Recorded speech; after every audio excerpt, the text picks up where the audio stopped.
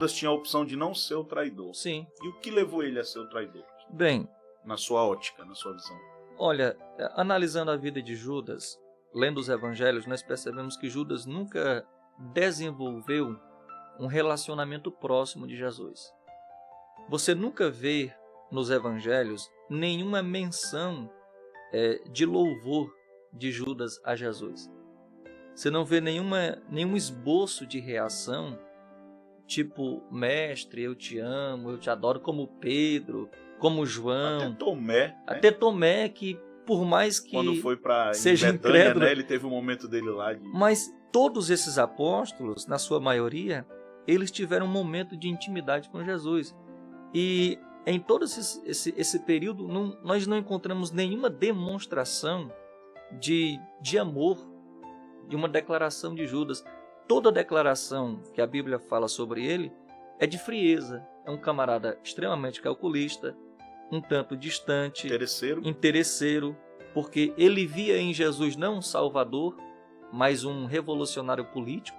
Eu creio que a maior razão pela qual... Talvez fosse lutar por uma causa que ele acreditava, correta, né? Isso pode até agregar no sentido de que ele realmente era um sicário, né? O Iscariotes, ele era um sicário, porque ele fazia parte de um movimento libertário. Ele via em Jesus apenas um mestre. A única declaração de Judas a Jesus é Rabi. Mestre. Só mestre, professor. Judas via Jesus apenas como um mestre. Não chamava de Senhor. De Senhor. Nós não encontramos nenhuma declaração de Judas chamando Jesus de Senhor. Encontramos Pedro dizendo que ele era Senhor, João dizendo que ele era Senhor, mas Judas, nós não encontramos ele chamando Jesus de Senhor. Pastor Marco, quando aquela mulher foi ungir Jesus, que ela derramou um unguento sobre Jesus, a Bíblia diz que Judas ficou revoltado com aquela situação. E ele disse assim, para que tanto desperdício? Poderia muito bem pegar isso aí, vender e dar aos pobres. Aí o texto bíblico vai dizer assim, ele não disse isso porque ele realmente se preocupava. Porque se importava com os pobres. Porque ele era ladrão. Jesus sabia quem era Judas.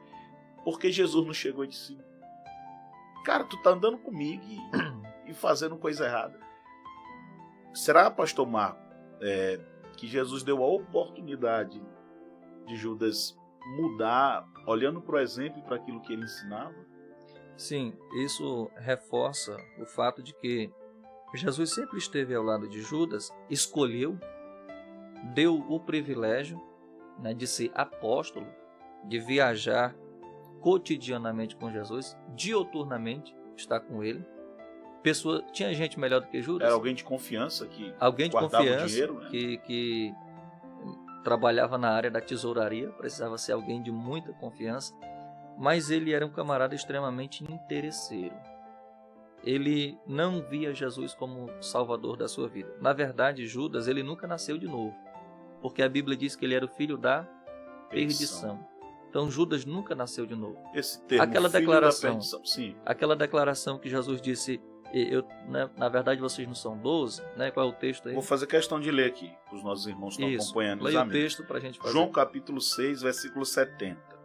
Então respondeu, não fui eu que escolhi os 12? Todavia, um de vocês é um diabo. Veja só, o que Jesus Cristo disse?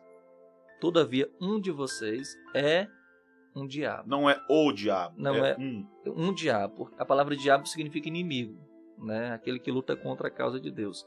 Jesus está dizendo do verbo que? Ser. Então, Judas nunca passou pelo processo do novo nascimento. Ele sempre era o velho homem. Ele estava naquele contexto... de milagre, de dons, de operação de curas. Judas fez tudo isso, mas ele ainda era diabo. Ele não passou pelo processo da transformação. Ele tinha dom, tinha poder, tinha status, tinha cargo. O apóstolo estava no meio dos 70 lá. Estava no meio dos 70, foi para o grupo dos 12, mas ele ainda era. Jesus disse que ele é do ser, do existir. Então, no fundo, na sua essência, ele nunca passou pelo processo do novo nascimento. Pedro negou Jesus? Negou, mas Pedro nasceu de novo. Pedro já era de Cristo. Tanto é que ele se arrepende, diferente de Judas. Judas não se arrepende, ele cria remorso. Uma coisa é você doer a consciência e continuar fazendo a mesma coisa. Arrependimento é mudança de atitude, é você recuar, é retroceder, né? Ele nunca nasceu de novo. E na sua pergunta, o que significa filho da perdição? Isso na verdade é um hebraísmo, né? O que é hebraísmo? São características particulares do hebraico, né? E uma característica do hebraico é você dizer que a pessoa é filho de alguma coisa que lhe caracteriza. Por exemplo, se você é sábio, você é filho da sabedoria. Se é rebelde, é filho de rebeldia ou filho de Belial.